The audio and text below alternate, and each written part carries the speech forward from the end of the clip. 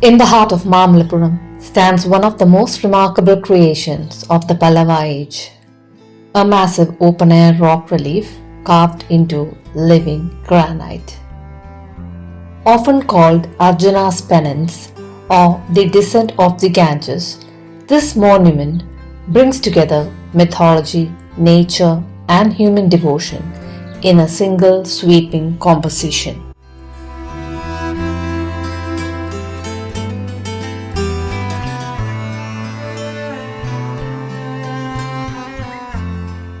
Every figure here tells a story, but the true meaning of the scene remains open to interpretation.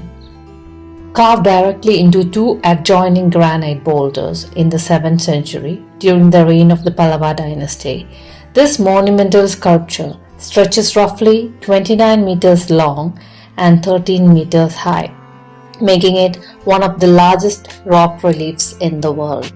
At the center runs a dramatic vertical cleft in the rock.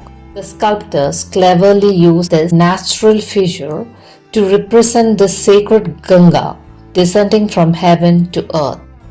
During the monsoon, rainwater would actually flow down this channel, bringing the entire mythological scene to life. Scholars generally interpret the panel through two major stories from Hindu mythology. The first is the story of Bhagiratha, who performed intense penance to bring the heavenly river down to purify the ashes of his ancestors. The mighty god Shiva agreed to receive the powerful river in his matted locks, gently releasing it so that the earth would not be destroyed by the force of its descent. Another interpretation connects the relief to the story of Arjuna, who performed severe austerities to obtain the divine Pashupatastra, a powerful weapon granted by Shiva. Look closely at the ascetic figure carved beside Shiva. He stands on one leg in intense penance, his body thin and emaciated, the ribs clearly visible beneath the skin, a powerful depiction of extreme austerity. So the question remains, is this Arjuna or Bhagiratha?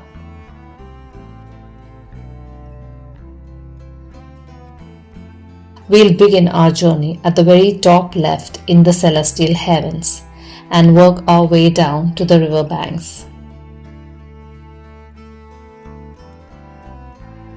High on the upper left, the world of myth begins. We see a snarling Yali, a legendary guardian creature, and a crouching lion.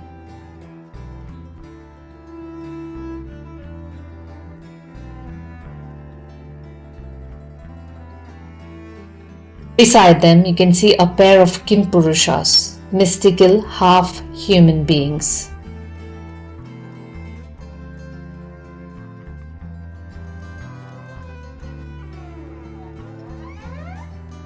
As your eyes move right, notice the Gandharvas. They are celestial musicians, always carved in pairs. Look closely at their knees. They are gently bent, creating the perfect illusion that they are gliding weightlessly through the air. Above them, a saint plucks at a musical instrument, while Kinnaras, creatures with human torsos and bird-like legs, hover nearby. Even Chandra, the moon god, is here distinguished by a soft stone halo, witnessing the miracle from above. Dropping down to the next level, the scene shifts from divine to the natural. We see more Gandharvas and Kinnaras, but below them the stone begins to breathe with the life of a forest. A lion roars into the wind. A hunter leans casually on his long bow. Look at this tree. It's unfinished, yet you can clearly see a monitor lizard creeping up the trunk to snatch a bird. In a nearby cave, a lion waits, perhaps stalking the deer strolling just past his reach. We see a lioness tenderly feeding her cub. It's a beautiful, subtle touch by the 7th century sculptors, reminding us that the bond of motherhood is universal, even among the most fearsome predators. But move your eyes lower and the ferocity of the wild softens. A rabbit and monkey rest peacefully below. Now the energy shifts.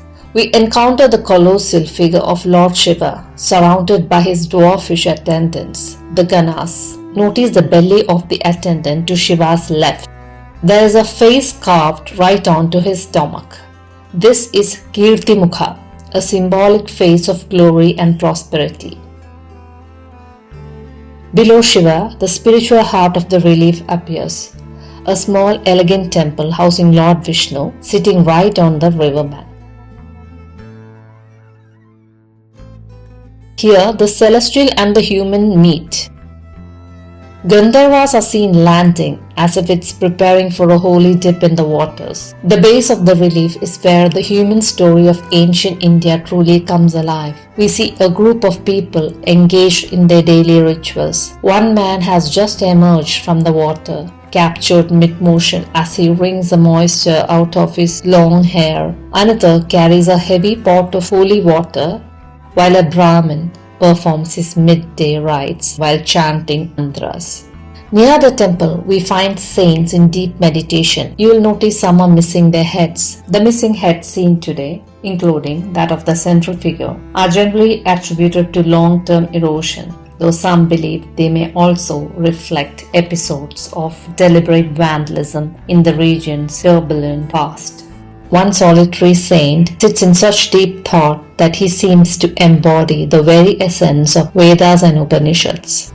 Finally, we cross to the other side of the river for a bit of ancient humor. Opposite the meditating saints, a cunning cat is seen standing on its hind legs, mimicking the holy men in a fake act of penance. The mice, fooled by his saintly posture, play happily at his feet, unaware of the trap. And then we reach the signature image of Mamallapuram, the great elephant heart. There's no other sculpture quite like this. The anatomy is flawless, from the massive scale of the elders to the playful calf stuck between their legs. It's a scene of perfect peace, a moment where the wild, the human and the divine all pause in a single, breathtaking snapshot of stone. The more you look at this fresco in stone, the more you realize it's not just a carving, but a living world frozen in granite.